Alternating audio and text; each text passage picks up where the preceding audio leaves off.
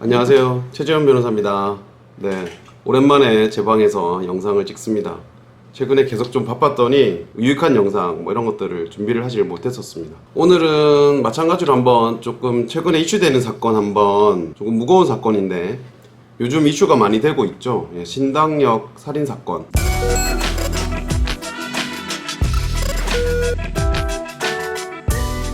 그 뉴스를 많이 보셔가지고 잘 아실 텐데, 신당역에서 최근에 살인사건이 있었습니다. 수사가 계속 진행되고 있고 이번 주 중으로 이제 선고가 날 예정이라고도 합니다. 살인사건, 신당역 살인사건 혹시 모르시는 분들 조금 설명드리겠습니다. 피의자 이름은 전주환이라고 되어 있고요. 그 위원회에서 전주환의 신상 공개하기로 결정했기 때문에 이미 인터넷에도 전주환에 대한 그 개인 정보나 신상 정보가 많이 올라와 있습니다. 네, 2022년 9월 14일 이제 서울 지하철 2호선 신당역 여자화장실에서 발생한 사건이고요. 피의자가 같이 예전에 근무했던 그 동료를 계속 스토킹하다가 그 피해자분께서 이제 신고를 하고 고소를 하니까 수사를 받게 됐어요. 그 수사를 받게 된 것, 그리고 그것 때문에 재판을 받게 된 것에 화가 나가지고 보복적으로, 계획적으로 이 피해자를 살해하게 됐던 사건입니다.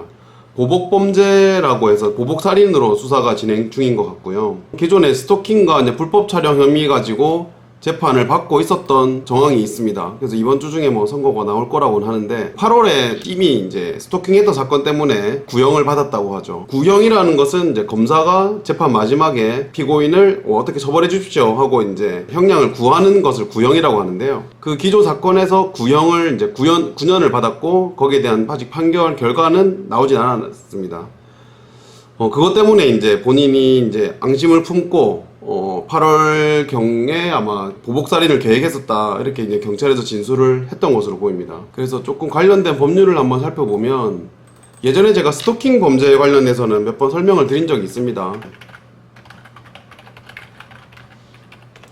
스토킹 범죄의 처벌 등에 관한 법률이라는 법이 이제 2021년 10월 21일부터 시행이 되고 있습니다. 접근하거나 따라다니거나 진로를 막거나 반복적으로 연락을 하거나 찾아가거나 이런 것들은 다 스토킹 행위고, 이런 걸 반복적으로 하면 스토킹 범죄에 해당합니다. 스토킹 범죄란 지속적이고 반복적으로 스토킹 행위를 하는 것을 말한다. 스토킹 범죄를 이제 저지르게 되면 그 스토킹 범죄의 처벌 등에 관한 법률에 따라서 3년 이하의 징역이나 이제 3천만 원 이하의 벌금에 처해지게 됩니다. 신당역 살인사건 피의자 같은 경우는 스토킹 범죄뿐만 아니라 불법 촬영한 영상을 가지고 협박도 하고 했던 모양이더라고요. 그것은 성폭력 범죄 관련된 법률에 규정이 되어 있습니다.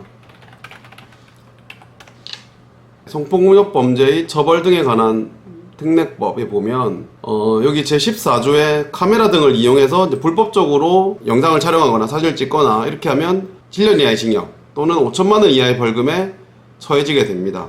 그리고 이걸 또 유포하는 경우에도 처벌을 별도로 받게 돼요. 그러니까 찍는 것도 불법이고 그것도 처벌받을 대상이 되지만, 찍었던 것이나 아니면 누군가 찍었던 영상을 불법적으로 피해자 의사에 반해가지고 유포를 해버리면 그것도 처벌 대상이 됩니다. 7년 이하의 징역 또는 5천만 원 이하의 벌금에 처해지게 됩니다. 이런 이유로 이 신당역 살인사건의 피의자는 재판을 받게 됐던 것 같고요. 그래서 검사 구형도 좀 높았던 것 같습니다. 검사가 9년을 구형을 했었다고 하더라고요.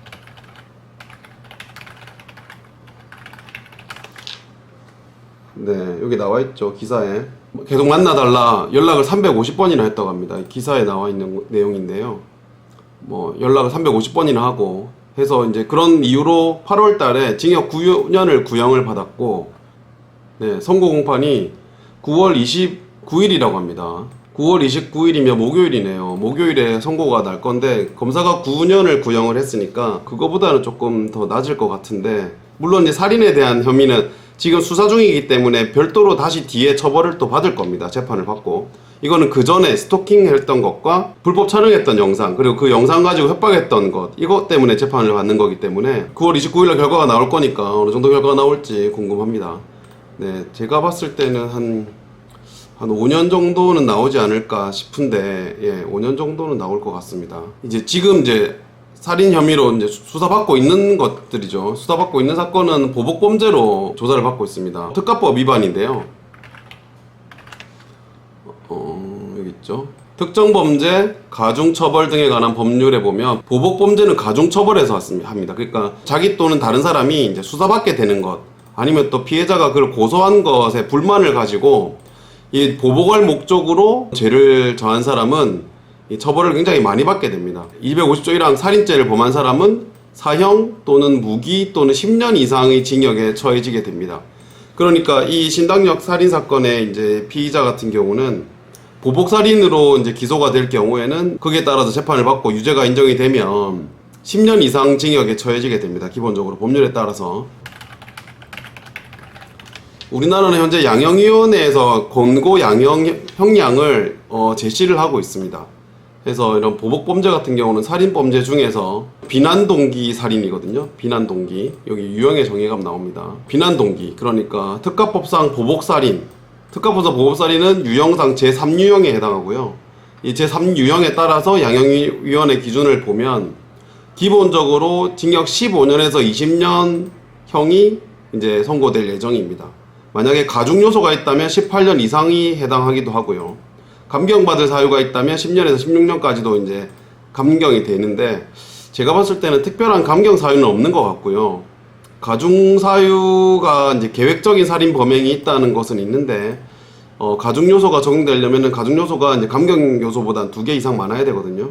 제 생각에는 기본형이 결정이 될 것 같고, 아마 15년에서 20년 사이의 형량이 선고가 되지 않을까 생각합니다. 물론 이제 굉장히 심각한 범죄인데 왜 형량이 그거밖에 안 나오냐라고 말씀하시는 분들이 있을 수도 있고, 기준에 따르면 그렇다는 걸 설명을 드립니다. 예, 이렇게 이제 심각한 사건이 최근에 일어났는데, 이런 일이 참 발생하면 안 되는데 최근에 우리나라에 전반적으로 좀 강력 범죄들이 많이 생기는 것 같습니다. 무엇 때문인지는 모르겠지만 이런 그 강력한 범죄들이 자꾸 발생하는 게 좀 안타깝기도 하고, 좀 이런 일이 좀 안 일어났으면 좋겠다는 바람입니다.